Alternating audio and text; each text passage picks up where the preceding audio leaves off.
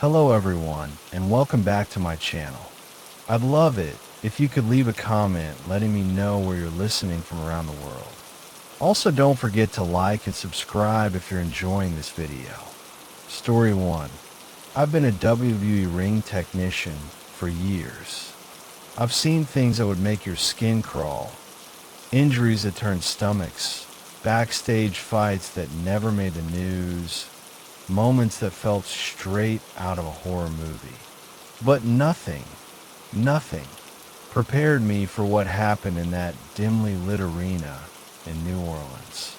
It was a SmackDown taping, just another night on the road. The crowd had cleared out, the wrestlers were gone, and I was the last one in the locker room, packing up gear. The place was silent except for the occasional metallic creak of the pipes, the distant hum of the air vents. It was late. I was exhausted. All I wanted was to finish up and get the hell out of there. And then I heard it.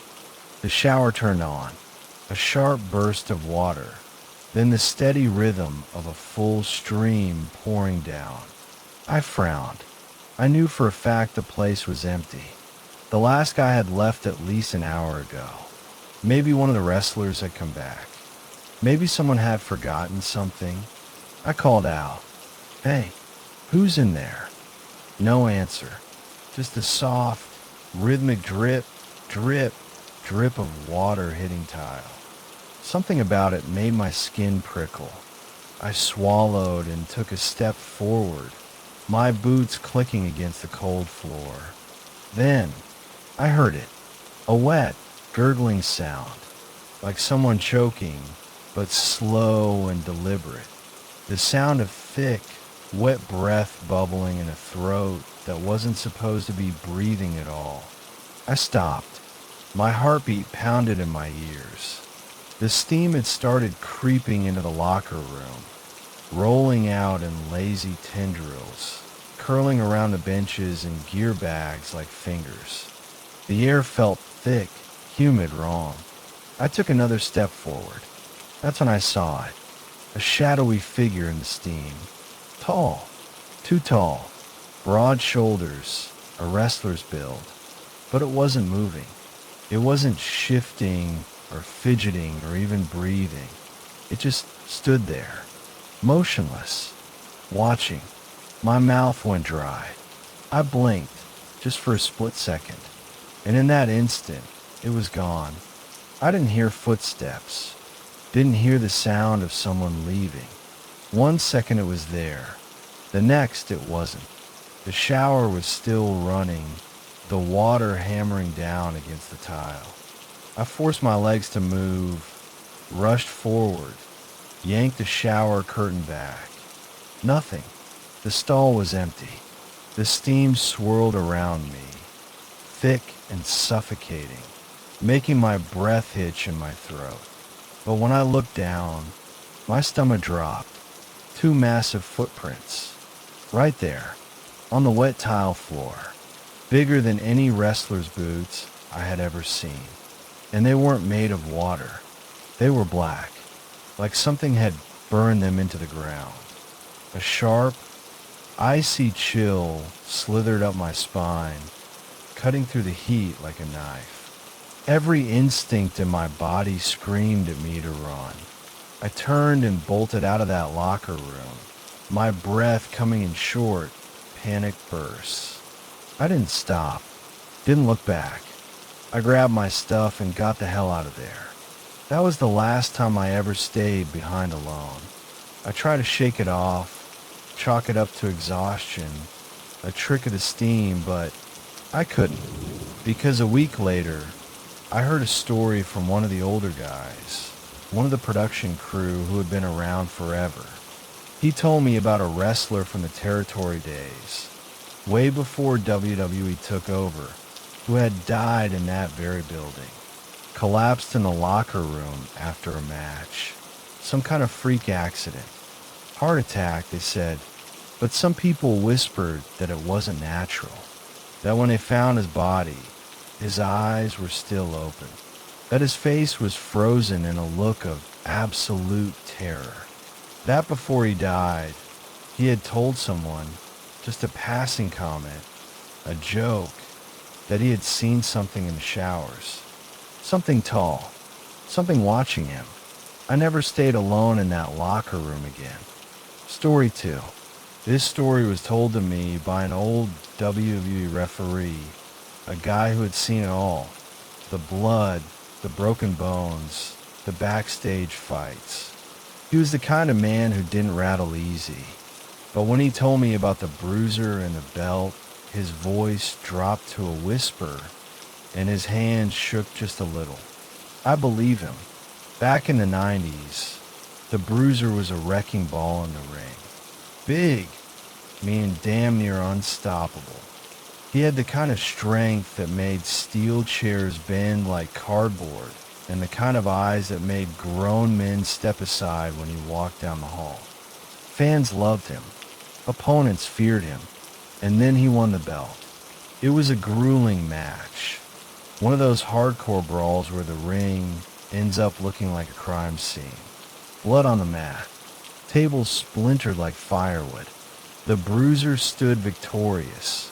The championship belt hoisted high above his head. It should have been the greatest night of his career. It wasn't. That night, back at his hotel, the first strange thing happened.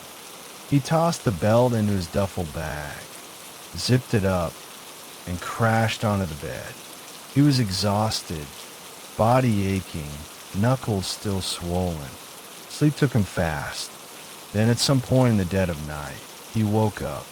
Something felt off. The air was thick, too still. He sat up, groggy, and turned on the bedside lamp. And there it was. The belt. It wasn't in his bag anymore. It was standing upright, perfectly balanced, in the middle of the hotel bathroom floor. The door was closed. No one else had been in the room. He stared at it for a long time, his chest tight, his pulse slow and heavy. Then, muttering under his breath, he grabbed it, stuffed it back in his bag, and locked the damn thing in his suitcase. Maybe it was exhaustion. Maybe he'd pulled it out and forgotten. That's what he told himself. But the next night, it happened again. This time, he locked the suitcase, checked it twice, and even shoved a chair against it before passing out. At 3 a.m., he woke up to whispering. Soft, indistinct, like the sound of a crowd murmuring just before a match starts. He turned on the light. The belt was at the foot of his bed, and this time he saw fingerprints smeared across the golden plate. Not his. He swore the air in the room had turned ice cold. His breath fogged in front of his face. Then the TV flickered on by itself, blasting nothing but static. The whispering grew louder.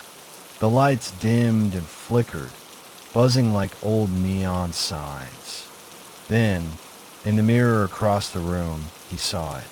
A figure, tall, hulking, its face a twisted blur, shifting like something underwater. It stood motionless, staring at him through the glass. The bruiser didn't move, didn't breathe. He felt frozen in place, every muscle locked. Then the lights snapped off. The room plunged into total darkness. And in that black void, something whispered his name. That was enough for him. He bolted from the room, didn't even pack his bags. He spent the rest of the night in the hotel lobby, belt clutched in his fists like it was the only thing keeping him alive. The next morning, he tried to return it. I don't want this damn thing, he told WWE officials. They laughed, told him to get some rest, said he was acting paranoid. He lost his next match, dropped the title, left the company. Just like that, the bruiser, one of the toughest men in the business, was gone. The belt, it stayed. And here's the thing. Every champion who's held it since has reported experiences. Missing time, strange noises, Dreams so vivid they wake up drenched in sweat, heart pounding like they've just been in a fight for their life. One guy even claimed he woke up with bruises on his neck, like someone had been choking him in his sleep. Coincidence? Maybe. But if I were you, I wouldn't want to be the next man to hold that belt. Not if you value your sleep. Not if you value your soul. Story 3. I've been a security guard for over 15 years. Seen a lot of things. Some strange, some disturbing, but nothing like what happened to me at the old Grand Horizon Arena. It was a crumbling place, once home to some of the greatest wrestling matches of the 1980s. WWE had been scouting it for a special event, some nostalgia show, and they sent me in to make sure no squatters or thrill seekers were hanging around. The place had been abandoned for over a decade. The air inside was thick, stale, tinged with the scent of mildew and rust. The old seats were covered in dust, some broken and leaning at awkward angles, like forgotten spectators still waiting for the main event. The ring was still there, dead center, the ropes sagging with age, the mat stained with time. It was my last walkthrough of the night. Midnight, the time when bad things happen. I moved through the old locker rooms first, my flashlight cutting through the dark. The benches were covered in cobwebs. Lockers stood open, their metal doors rusted at the hinges. A few old posters clung to the walls, curling at the edges. A younger version of The Undertaker stared at me from one of them, eyes hollow, even in print. Nothing unusual, just decay and memories. But when I stepped back into the main area, my stomach twisted. There was someone standing in the ring. I stopped dead in my tracks.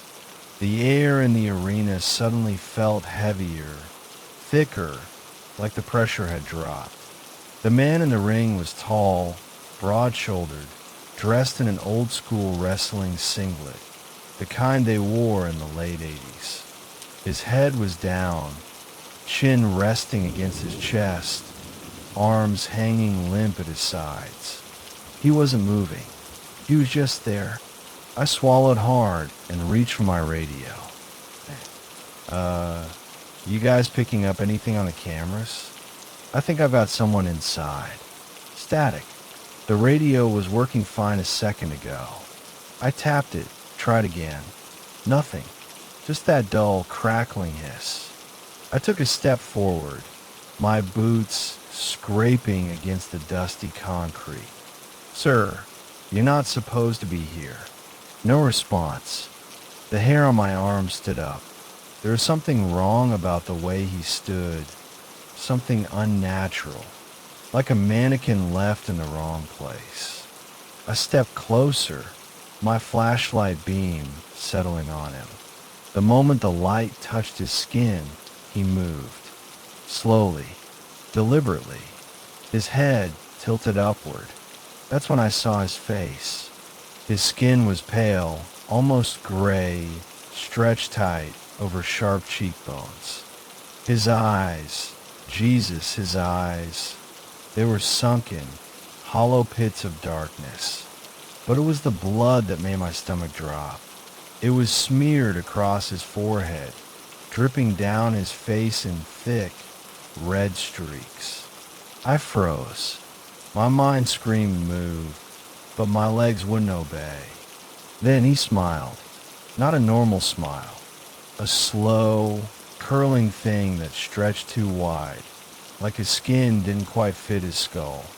And then he vanished. Not a blink hint he's gone kind of thing. No. 1 second he was there, grinning at me, blood running down his face, and the next the ring was empty. I turned and ran. I don't remember making it to the exit. One moment I was in the arena, and the next I was outside, gasping for air, hands shaking so bad I could barely pull my keys from my pocket. I left that night without looking back, but I couldn't shake it. Couldn't let it go. A few days later, I started digging. I needed to know if what I saw was just my imagination playing tricks on me.